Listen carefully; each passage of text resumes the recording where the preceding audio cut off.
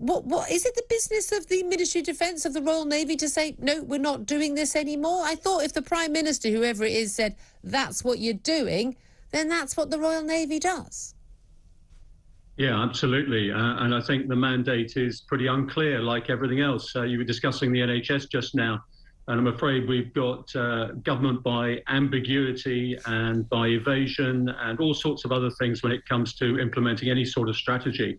And this decision to use the Royal Navy was always up for review by the end of the year. So right. It's a periodic thing. But what I think the Navy's done is said, look, we were prepared to get involved. We have looked at the operation in the Channel. We thought there was a strategy. There isn't a strategy. There never has been. We don't want to tinker around the edges. And frankly, we've got better things to do.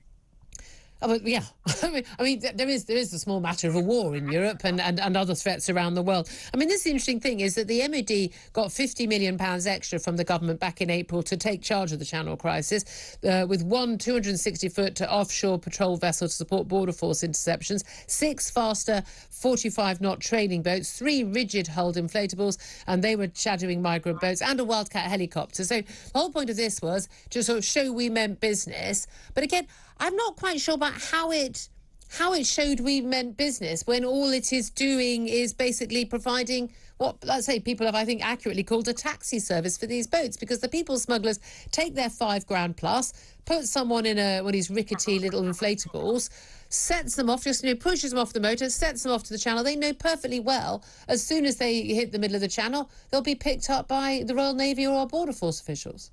Well, I mean, let's pick that apart. I mean, in the first place, the Navy wasn't given charge of it. In a democracy, the military is subject, obviously, to civilian processes. It's called military aid to the civil power. I think if the Navy were in charge of it, you'd see a lot better operations in the Channel. I mean, the fact of life is, Julie, we've spoken about this for some time. When you have a flawed strategy, you end up just tinkering around the edges when you just fiddle with the tactics. They don't have the surveillance in place. There is adequate technology to look at what's coming off the French coast. We need to engage the French more. We need to put coercive measures in place with the French. We're trying to incentivize them all the time, but they need to have penalties for not such as people coming offshore. Well, you go into a broader comprehensive campaign. Now, I can't tell you in 5 minutes here what needs to be done, but what we lack is a comprehensive strategy. Let's start with repealing the European Convention on Human Rights. Without that, we can't actually detain or exclude people in any way. Yeah. So it starts at the top. So this comprehensive approach where every government department and agency is engaged in this process. At the moment, we're just tinkering around the edges. The Navy gets put in really as a sort of gesture. The Navy doesn't do that. It's put in to do stuff. Yeah. It's not allowed to do stuff. OK, so the Navy can't be in charge of those other sort of wider policy areas. But you're saying if the Navy were in charge of this policy, they would be able to actually take action. In terms of just what those Navy patrol boats could do, what would they be doing differently, do you think, if they were in charge, if you were in charge of them? They don't have the capability to either sort of provide the surveillance or indeed to lock down the Channel. But the Navy as a whole does. It depends on the amount of resources that the government's prepared to put in. Lock down the Channel? No, I mean, look, we don't even know what is happening in every square mile of the Channel. And until we have sufficient technology, and the technology exists, for example, there are high endurance drones that can be up for 2 days at a time. Patrolling that Channel. They've failed to put those in. And I'm afraid a series of vested interests and existing processes are being clung to. We're doubling down on failure. And people are refusing to look at the strategy afresh and see what is required to do this. You were talking about it just now with the NHS before I came on. There is a critical lack of strategic leadership in practically every area of government at the moment. Do you think that's why, when we did have all the crises over in lockdown and over COVID, again and again, the solution was bring in the army, bring in the military, because people who've actually got some sort of, proper strategic thinking and ability to actually make things happen? It is not just that, Julia. I think at every layer of public life at the moment, you've got a culture of casual incompetence. We do not hold people to account.